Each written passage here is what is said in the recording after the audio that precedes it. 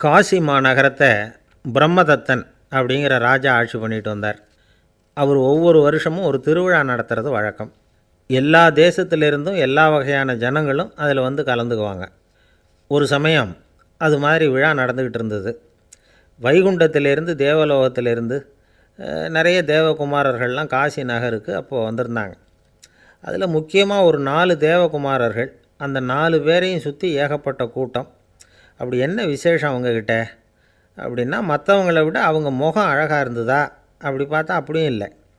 அவங்க அணிஞ்சிருந்த மலர் மாலைகள் தான் அதுக்கு காரணமாக. அந்த மலர்கள்லேருந்து அப்படி ஒரு அபூர்வமான நறுமணம். இதுக்கு முன்னாடி இப்படி ஒரு நறுமணத்தை அந்த ஊர் ஜனங்க அனுபவிச்சதே இல்லை. அதுதான் அந்த 4 பேரையும் சுற்றி கூட்டம். எல்லோரும் கேள்வி கேட்க ஆரம்பித்தாங்க. உடனே அந்த 4 தேவகுமாரர்களும் எல்லாருக்கும் தெரியும்படியாக வானத்தில் எழும்பி கொஞ்சம் உயரமாக நின்றுக்கிட்டாங்க. கீழே நின்றுக்கிட்டு இருந்த அரசன்லேருந்து ஆண்டி வரைக்கும் ஒருத்தர் பாக்கி இல்லாமல் ஒரே குரலில் எல்லாரும் அவங்கள பார்த்து, எங்களுக்கும் இது மாதிரி மாலையை போட்டுக்கணும்னு ஆசையாக இருக்குது, அதுக்கு நீங்கள் தான் அருள் பண்ணணும் அப்படின்னு கேட்டுக்கிட்டாங்க. மாலை போட்டுக்கிறதுனா எல்லாருக்கும் ஆசையாக தானே இருக்கும். அந்த 4 தேவகுமாரர்களில் ஒருத்தர் புத்தர் பிரான். அவர் சொன்னார், பூலோகவாசிகளே, நான் சொல்கிறத கொஞ்சம் பொறுமையாக கேளுங்க.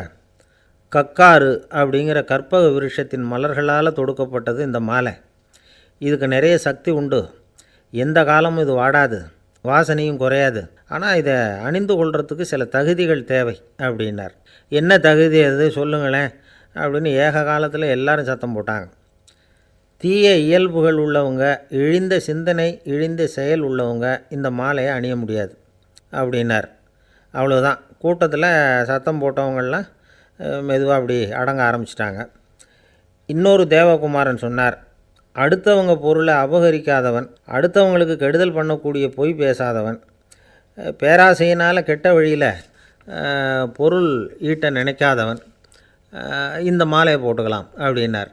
கூட்டத்திலேருந்து யாரும் முன்னுக்கு வரல.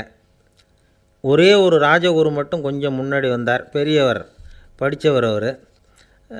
எனக்கு தகுதி இருக்குது அந்த மாலையை போட்டுக்கிறதுக்கு அப்படின்னார்.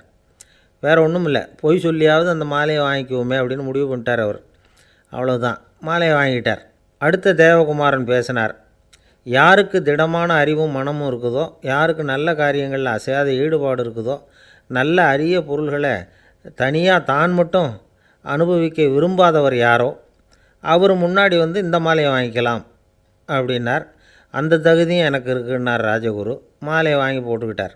இன்னொரு ராஜகுமாரன் பேச ஆரம்பித்தார். அறநெறியில் செல்வம் சேர்க்கணும், ஆடம்பர பொருள்களுக்கு அடிமையாகக்கூடாது, வெற்றி அடைஞ்சாலும் கர்வம் வரக்கூடாது, அப்படிப்பட்டவங்க இந்த மாலையை போட்டுக்கலாம்னார். துணிஞ்சு பொய் சொல்லி அதையும் வாங்கி கழுத்தில் போட்டுக்கிட்டார் இந்த ராஜகுரு. இன்னொரு ராஜகுமாரன் சொன்னார், சான்றோர்களை நிந்திக்காதவங்க, புறம் பேசாதவங்க இந்த மாலையை போட்டுக்கலாம்னார். அதையும் வாங்கி போட்டுக்கிட்டார். திருவிழா முடிஞ்சுது, எல்லோரும் திரும்பி போயிட்டாங்க. மறுநாள் ராஜகுரு 4 மாலைகளையும் போட்டுக்கிட்டு ராஜசபைக்கு வரார். வந்தவர் ரொம்ப அவஸ்தையோடு வர்றார். மாலையெல்லாம் வாடி போயிட்டுது, வாசனை எதுவும் கிடையாது. அது மட்டும் இல்லை, அவருக்கு கடுமையான தலைவலி வேறு வந்துட்டுது. துடிச்சு போயிட்டார். மாலையை கழட்டவும் முடியல. ஜனங்கள்லாம் அவரை பார்த்து சிரிக்க ஆரம்பிச்சிட்டாங்க. என்னத்துக்கு ஆசைப்படணும், ஏன் இப்படி கஷ்டப்படணும் அப்படின்னு. ராஜா பார்த்தார். மறுபடியும் விழாவுக்கு ஏற்பாடு பண்ணினார். தேவகுமாரர்கள்லாம் வந்தாங்க. ராஜகுரு வந்தார். மக்கள் முன்னிலையில் அவங்க காலில் விழுந்தார், மன்னிப்பு கேட்டுக்கிட்டார். இந்த மாலையை போட்டுக்கிற தகுதி எனக்கு இல்லை. தகுதி இல்லாத ஒருத்தன் தகாத தகுதியை பொய் மூலம் பெறணும்னு ஆசைப்படுறாங்களே, அவங்களுக்கெல்லாம் என்னுடைய தண்டனை ஒரு எச்சரிக்கையாக இருக்கட்டும்னார். அதுக்கப்புறம் தேவகுமாரர்கள் அவர் கழுத்தில் இருக்கிற மாலையை கழட்டினாங்களாம். அந்த மாலைகளும் பழையபடி மனம் கொடுக்க ஆரம்பிச்சுட்டு தான். இதிலேருந்து நாம் தெரிஞ்சுக்க வேண்டியது என்னென்னா, நமக்கு தகுதி இல்லாத ஒரு கௌரவம் நம்மக்கிட்ட தானாக வந்தால் கூட அதை வந்து தவிர்த்து விடுறது தான் நல்லது. அதுதான் புத்திசாலித்தனம். ஒருத்தர் வந்தார். சார், எங்கள் இலக்கிய மன்ற விழாவுக்கு நீங்கள் வந்து தலைமை தாங்கணும்னார்.